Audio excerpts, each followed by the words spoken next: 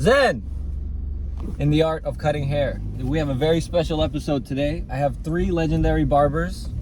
James here with the mega beard and Jake in the back with the hat. And today we're talking about anything and everything about barbering. And I really don't know where we can start, but I'll leave it up to these guys if they have any ideas. Go. I thought you were going to talk about something. Well, what do you think Zen in the art of cutting hair means to you? What were you talking about earlier? Like the theories of cutting hair, or like the philosophies of cutting hair? Specifically the philosophies of cutting hair, how you approach a haircut when a new customer sits down. You've never seen this guy. Hold on, are we talking about the theory of hair cutting, or are we talking about the philosophy of being a barber? The philosophy of being a barber. And when I say Zen in the art of cutting hair, it could mean a moment in time. It could mean a meaning. It could mean a lot of different things. And I leave it very vague and open because it's not just one thing. It's a lifestyle for sure. I read one time that true Zen was when you and the target were one, and anything between that was only in the way of you becoming one with your target. So the obstacles?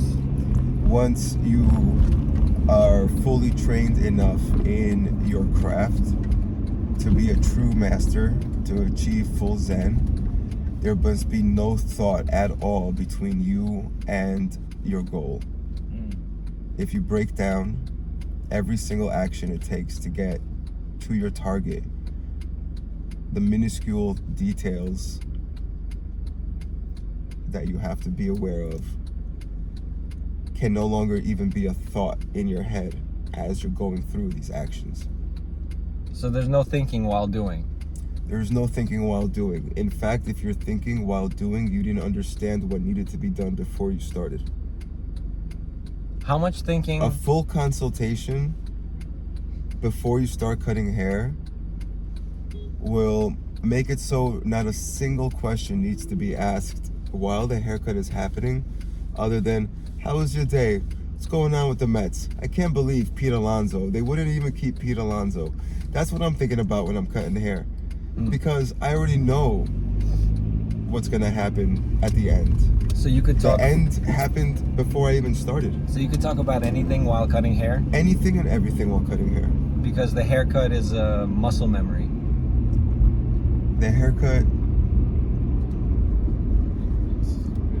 just is. All right, are you the haircut while you're giving the haircut? Me? No. I am not the haircut. You're not the haircut while giving the haircut? I am not the haircut while giving the haircut. Me and the hair have conversations. We dance. We philosophize together. We explore, you know. Me and the hair really, we are not one, but we do become each other. We do become, yeah, you know what? We are one. Me and the hair are one. I like that. I've always thought that way. The art of cutting hair. Yeah. Yeah, the art of cutting hair and Zen in it is a moment of realization almost. Like, well, it's not even about the hair. It's about the person underneath the hair. But we're talking about barbering. It's all about the individual. If we're talking about cutting hair, it's about your ego becoming one with the hair. is that necessary to make good haircuts? Or can you get away? Well, what's a good haircut? Oh, a haircut is something the customer is happy about. Something the customer is happy about. A positive outcome, desired outcome. Fulfillment of the promise. I think it's important, yeah. I'm sorry. Speak up. I think, yeah, it's important for everything that James said. I think those are all important. That's gonna help you get to that result that customers are desiring to get. That's right. Customers, because in barbering, customer is all that matters. The etymology of customer is the very first part of that word is custom. And they show up to your location, your place of business, and want to be a part of your custom, and they become a customer when they agree with the promise, when they agree with everything, the price, the aesthetic, Is the that workers. true? Is that where the word comes from? I think the etymology of customer is someone who agrees with the customs. Did you just make that up, or is that something you heard? Yo, what do you think customer means? What does clientele mean? Custom means that there are many different ways of people. That's why they have custom mode. Wow. You know, I knew that there's like your customs, my customs, the customs of your people, Yeah. but I never put it together where it could mean that I am a customer here. Like, you could go to another culture's customs, They have their own customs. and you could be a customer of their land, I see. right? Yeah, you're a tourist. You're touring around. I'm a customer. You're trying the customs, the local customs. You're now bringing your customs there. Are you? You shouldn't. You should never bring your custom to someone Yeah, else's land. that would be rude. Completely rude. You come there, you learn their customs. You become a customer. You tour around, you spend money. That's right. So anytime there's a customer in your chair, you're in their land. You should learn their customs. So how does a customer It's come a to back find and out? forth. How does a customer come to find out the customs at your particular place of business? And this goes for anybody who does hair cutting, like salons as well. Well, I feel like as long as a human being comes to your establishment, it's like they're coming to your home. How would you treat a guest in your home? Well, I would assume the Right. guest knows the rules of general customs, which is don't be rude, don't be needy. Listen, if it's your first time here, don't go into my refrigerator. But if you're here all the time, don't even ask me. You know? So, okay, so there's boundaries that you expect the customer to uphold. Yo, you ever seen that scene in Gran Torino? Yes, Right? yes, I where feel he like- comes in, Yeah. the old guy comes in with the young Asian guy. He's like, yo, you dirty bastard, something or other. And then he turns to the Asian guy and he's like, you see how we talk? That's because we're American or something like that. Well, what's his name? Clint Eastwood, right? Yeah, yeah. Clint Eastwood is an old man in his house in a neighborhood that used to be white, but is now what's the word for it when a different culture comes into a neighborhood and changes? Assimilation or His neighborhood used to be white, but I believe, don't quote me on this, but it might be Laotian or Tao, or his name might be Tao. I don't know. I'm so ignorant. it's okay. Vague memories of the movie. Yeah, don't hate me on this, please. But he's an old man. It's an old white man in a neighborhood that's now predominantly this new Asian culture that he's not familiar with. One of the neighbors' boys gets dragged into a gang, and initiation is to steal his Gran Torino, and then the movie goes on. But so and so, he's trying to make up for it now by being his, like, I don't want to say slave, but as a custom, honorary custom of the culture, make up for it. Alright, so he takes him into a barbershop later on in the movie. Let's skip a lot of this shit. Takes him into a barbershop and teaches him how to talk to a barber like a man. Yeah. You know? A good scene. You know, someone with a spine, someone that respects you, someone that conversates with you, you know, doesn't treat you like a machine. Hey, you know, whatever. Hey, do this. Hey, are you good? You know, kind of stuff. Oh yeah. So there's a certain etiquette you would expect from a customer to not step on your feelings. Yeah, treat a barber like a human, and will respect you like a person. Well, I thought the deeper message of that scene was that, because I saw it recently after you mentioned it last time, you talked about it. I thought the message was you have to build a rapport with that barber to talk to him poorly. Well, sure. Listen, a barber in a neighborhood is a staple of that neighborhood. On a long enough timeline, that barber is a pillar. So many years I would stand outside the barber shop and I couldn't go 30 seconds without saying hi to someone that I knew by name.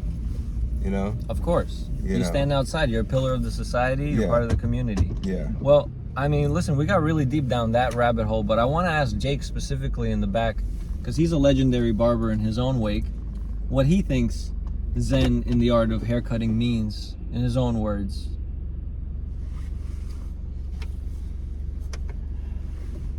Hey. Spotlight. No. Damn. Art of cutting hair. Yeah, what's the moment? What does it mean truly?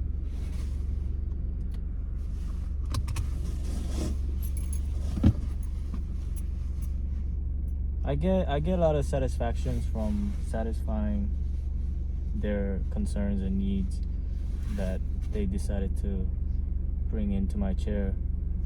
And you know, I always like to find out about what their concerns are and what type of problems they are dealing with their hair, and I try to relate to that.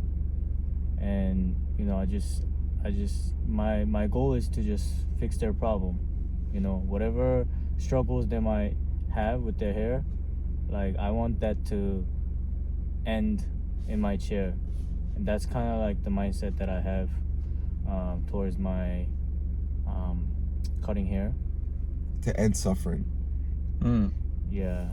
A long-standing problem in their life, Yeah. and for some reason they got into your chair. Like, the premise I always like to set is that it's really hard to get into a good barber's chair, Yeah. because usually their schedule is already jam-packed, and how can you make it onto a jam-packed schedule when it's well accounted for in advance? And so if you ever happen to find yourself in a good barber's chair, the second question is, why do they even care about you? Is it just money?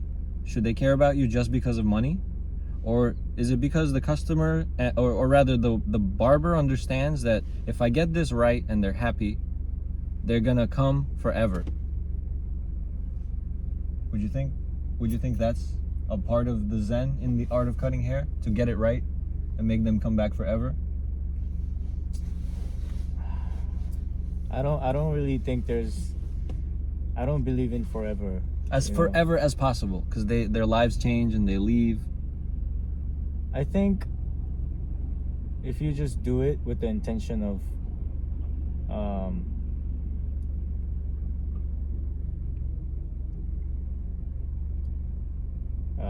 helping people, and like that means you put a lot of care into it, you put a lot of love into it, you know, like you use your energy, your heart, and I feel like it will always come back to you in any format. Yeah, I do You know? agree there's an element of love to the creative act. Jake, your customers trust you. Yeah. They trust you with 100% of their hearts and their consciousness. You know what I'm saying? Yeah. They have faith. Yeah. Yeah. Like you built a lot of faith in your clientele base, in you and your brand. You know, like I can tell that your clients respect what you're trying to build. Yeah. Like yeah. They love it back. They love it as much as you love the haircut and the customer. They love it back.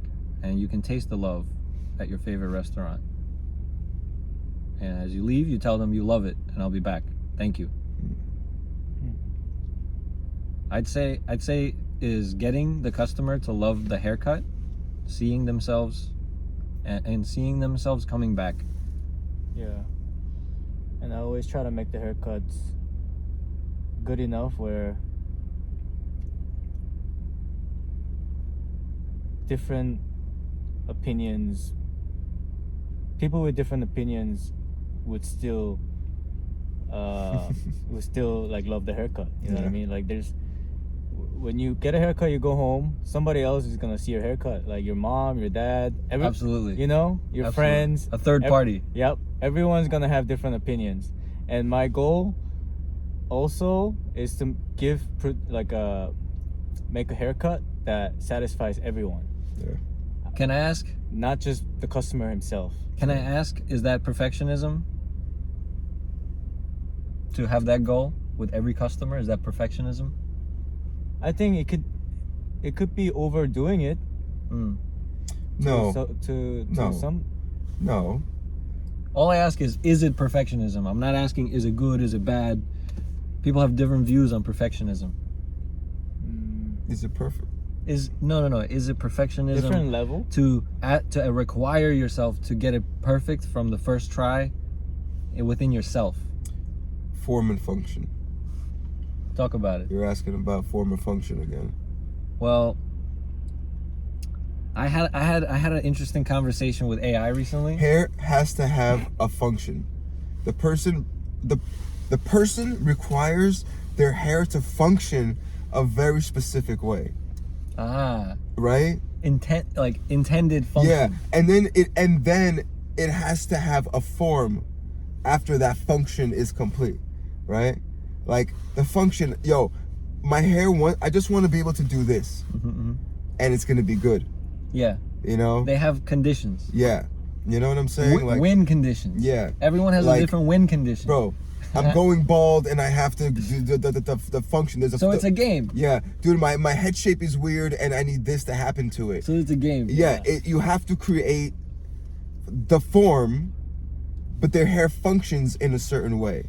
So you have to blend the form of the style into the function of what the hair is trying to do to the person. All right, let me ask you this. If I take a Volkswagen and remove every conceivable part off of this Volkswagen. So to the point. Hold on. Wait. Let me make my point for the audience. Let me finish my point. Go ahead. So to the point of perfectionism, what is it? You're asking Jake, but is it just perfectionism? If you can achieve the form and the function that the person wants out of their hair, then there's just right and wrong. There's not perfection.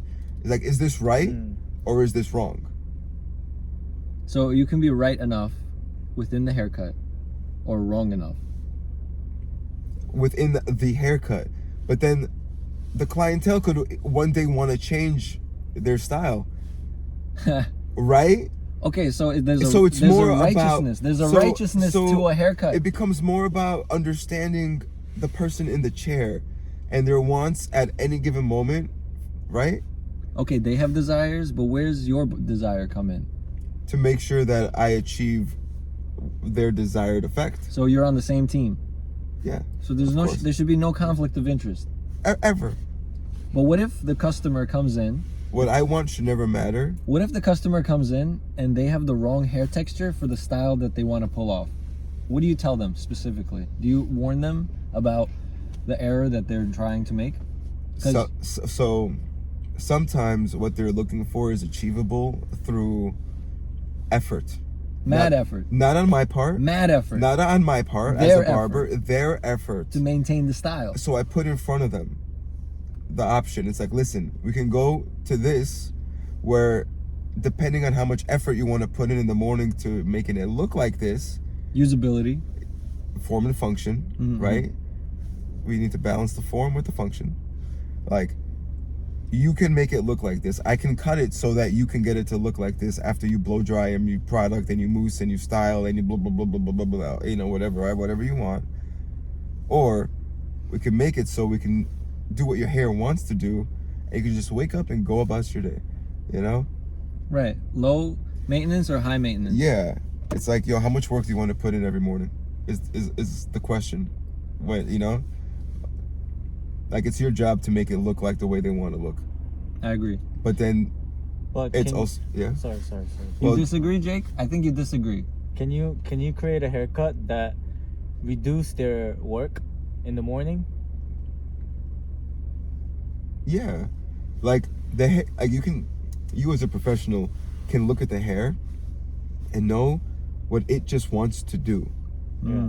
And you'll be able to make the individual in the chair look like the hair is part of his head, right? As opposed to fighting its intended purpose. Yeah. We can figure out as professionals how to make someone look good with their hair. So in a way, the professional knows best. Of course, but then the person in the professional should know best. Hopefully you get in the chair of a professional. But then sometimes the client wants something that their hair doesn't do naturally. Doesn't support. Yeah, and then it's up to you to make it do that. You need to create the functions in the hair for the style. True. Yeah, but then the person in the chair needs to care about themselves enough to put the effort in to do all the styling and all the manipulation going forth in their life. The hair, It has to be time proof. the person has to care enough about the style. He has to understand enough. They have to understand enough that So consultation. their hair is not designed to do this naturally. You warn them. You warn them. Okay. You advise them. You guide them. Here's what you have to do. We can make it look like this at the end of the haircut, but it's up to you to repeat what I'm doing for you. You know? Sometimes at those moments where I don't want to explain everything, I say, I'm going to make it look like that, but normally your head doesn't support that, but I'm still going to make it look like that. And they're like, great, can't wait. Yeah. Say it again. They show me a picture of a jabroni that looks nothing like them. Yep. Different hair texture, different ethnicity. Oh my God. And they want that style on their dumb head. Yeah. Okay. And I tell them without explaining everything, I say, listen, what you're showing me, your head does not support this style, but I will still make it look like that. And aesthetically and conceptually, they're like, oh, he knows how to make it look like that, even though my head doesn't support it. They don't know that their head doesn't support it. They don't articulate it. They can't. Yeah. But they still want what they want. Yeah. And there's this apex, a connection where what the professional knows and what the customer wants, there's a 50-50. There's a split. And it's on average. It's like some people are open-hearted enough to be like, yo, give me whatever you think. I trust you. I can't wait. And those are really good customers. Best customers. Well, listen. 5-star customers. A lot of people don't even care about their hair. They're just like, yo, cut it. It's too much. Most people, usually. That was the trend in the past, but not anymore. Yeah. A lot of styles, because we're talking about styles, right? Not just cutting hair, but... Everyone has to have a style now. Right? So all of these modern styles are a combination of, I'm going to say this, hood techniques combined with salon stylings. I agree. If you can't fade like a hood nigga, and if you can't shear like a salon bitch, you ain't worth nothing nowadays. You know what I'm saying? Bro, all these 16-year-old kids coming in with their skin taper burst fade shape ups with their curly textured wolf backs, and you know what I'm saying? Super textured fringes. New names for things that don't out of exist. you with this. Unpopular words that just don't combine usually. Bro, literally, wolf cut? Literally be You like, got cut by a wolf? Yo, Patrick Swayze, come on, what are we doing with now? We're doing Patrick Swayze again? No, guys, my favorite is like, give me the Wall Street, and but they don't even know what that means unless you explain it to them. So somebody comes in, they say, yo, make me look clean without cleaning me up, without making me look like I just got a haircut. And that's called the Wall Street. Oh, I've done that. Yeah, you taught me about that. Yeah. I used to work on 46 and Lex. The Wall Street is for the refined man that says, I don't want to look like I just got a haircut. I can't tell people that I just got a haircut. Yeah. That doesn't vibe in the world that I'm in. I'm going to a meeting, I have to look good, but I can't look like I just got ready for this meeting. Yeah. Yo. Very dirty haircuts. How many people think that way? Millionaires, billionaires only. Yeah. Wall Street haircut, bro. And I love it when a young teenager asks for that. They're like, I just want it clean without looking like I just got a haircut. And this 15-year-old could never know what a Wall Street haircut is unless you tell them what it is. Yeah. And then you also reward them. You say, yo, you're the first 16-year-old in a long time that asked to be cleaned up without looking like you just got a haircut. And I commend you. You did something special today. Yo, I think, Jake, working at your shop is actually the craziest experience in my barber career. How so? Because like I'm working with how old is Jinhee? Jinhee? Yeah. I'm not sure, but I don't want to insult her, but she's at least in her 40 plus 50 maybe. Yeah, in between 40, late late 40, mid 40, right, mid 40. 50. Korean salon therapist, for context. Yo, she is so efficient at giving perms. I've seen her give a couple of perms already. Yeah. But I've never done like a tag team on a hairstyle with a stylist before. So finish a perm and jump into a haircut. Yeah, like that's pretty zen to me. There's a beauty in there. Yeah, like I've worked in like salons where I've had like maybe a woman doing a manicure while I'm giving a haircut, or like they would trade her to like another woman who shampoos, and there's like moving around like that, but I've never done a style with someone before. Yeah. It feels like a collab, right? Yeah. Collabs are fun. Yeah, that's crazy. I love that shit. And now if there's like a third person, maybe adding a color or something. So today, you know? today, funny like that's story. so cool. I was cutting a Asian haircut, and he Yeah. wanted a textured fringe, but no matter what I did to it, there was not enough texture. And I asked for Jake, since he was free, to come I by like that. and just mess with it and scrunch it up and do the right thing to it that he does all the time to Asian hair to prove that there's texture. And then it stayed textured, and I was like, finally, this customer can leave my chair happy. Yeah. And there was no ego involved. I sat down, I watched him do it, because it's something I didn't master yet. Whatever. Finally, I'll master it eventually with enough practice. But that's, you have to be selfless enough to look at everyone's work and say, I can learn something from everyone. Even if you think they're the weakest barber, even if you think they're way more stronger than you can still like just watch and see if you can do that too, because they're human, you're human. Yeah. Try it. Well, dude, bro, I used to work with this old guy. Yo, can we name drop here? I don't know if that's the if Yeah, that's I know. what we can Respect, afford. respect. Probably Out of not. respect, out of respect, I won't name drop. I used to work with an elderly gentleman who we didn't get along hardly at all, but he would work on women's hair, and he had such beautiful blow dry technique. Beautiful blow dry, dude. I had never seen anyone manipulate a blow dryer and a comb the way this guy, oh my god. I would have loved to learn off of this dude, but he was such a fugazi. Such a negative energied human being. Like a Grinch. It was such a Grinch. It's like almost like you didn't want to learn anything from him. You know what I'm saying? It was hard to bear him. It was hard to bear him, and that was like sad to me. I really wish I picked things up off of him. It happens. Yeah, like I feel like those techniques just got lost. God rest his soul. Those techniques just got lost to time. And that's sad to me. I know what you mean about blow drying technique. I used to work with a salon guy, and he was teaching me all his like fancy techniques. Guy was charging like $300-400 per visit per lady.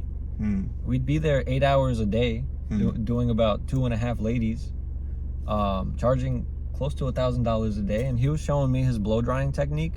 He was giving me the juice. He was giving me all the secrets, and he wasn't even charging me to teach me all this high-end cosmetology know-how.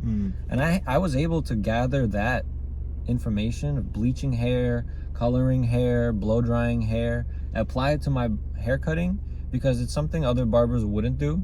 And I said, let me just add it to my repertoire for fun, for free. Well, to the point of what we were talking about before this huge ass segue, nowadays you have to be a combination of barber and stylist to get That's away with the modern absolutely true. styles. You need the scissor technique of a salon person. You need the razor technique of an old European barber. You need the street technique of a barber in any hood. You need all these disciplines. Is like, I've always thought of haircutting as kung fu, and you as a legendary master barber are your own like sensei. Yeah. And your place of work is your dojo.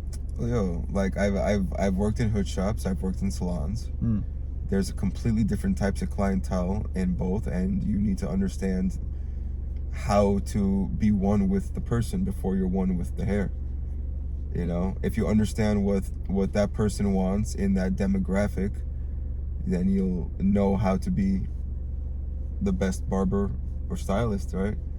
True. Like, we have people coming in now, like I said, do skin tapes and shape ups and textured fringes, and like, It's like two different haircuts. yeah, bro.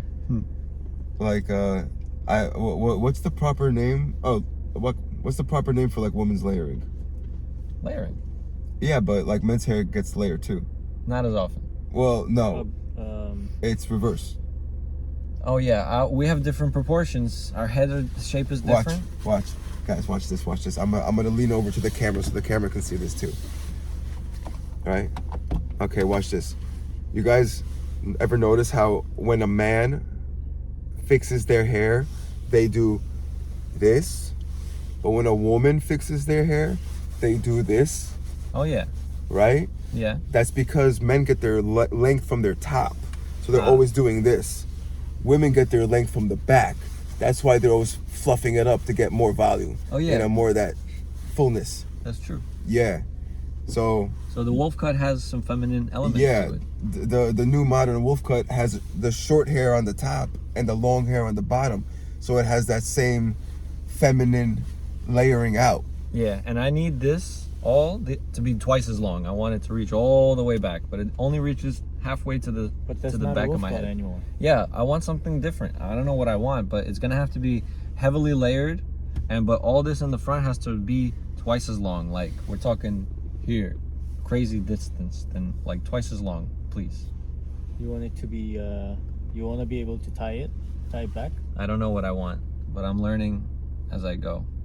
It never works out for long hair with me. Yeah. Well, you gotta skin or super taper up a lot of that side right now. It's too dark. How Well, about It's the busy season, and none of us are free enough. How about we let Daisy cut your hair? Yeah. We can let Daisy cut my hair. Daisy is another up-and-coming legendary barber. I've never seen her work, but she's watched all of us work for long enough to become her own monster, You should let apparently. her perm your hair. She became a monster, apparently. According to Jake, he saw some of her work. She became a monster. saw it together. Yeah, we saw it together. Dude, she can work. Yeah, she became a monster. Dude, and her machine doesn't even have a was fucking monster. lever. Her Whatever- machine doesn't even have a lever, bro. Whatever she's been learning, whatever she's been watching, and whatever input we've had for her has been working. And shout out to Daisy.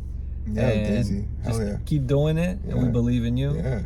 And I mean, if we have any final words for what we